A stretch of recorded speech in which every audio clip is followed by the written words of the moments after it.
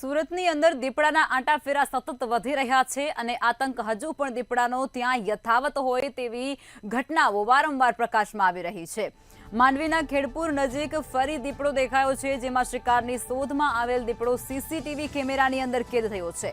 Garage બહાર લગાવવામાં આવેલા સીસીટીવી કેમેરાની અંદર આ દીપડો આંટાફેરા કરતો સ્પષ્ટપણે દર્શાવવામાં આવી રહ્યો છે અને દીપડો દેખાતાની સાથે જ ત્યાંના જે રહીશો છે, વતનીઓ છે, તેની અંદર ભયનો માહોલ ઊભો થઈ ચૂક્યો છે।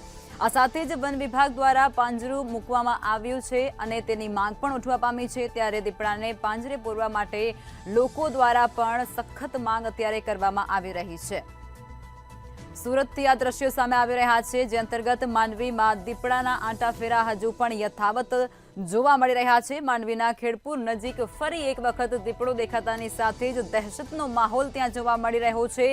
શિકારની શોધમાં આ દીપડો ચડી આવ્યો હોય તે પ્રકારની સ્થિતિ, જેમાં સીસીટીવી કેમેરામાં તે દીપડો કેદ થયો।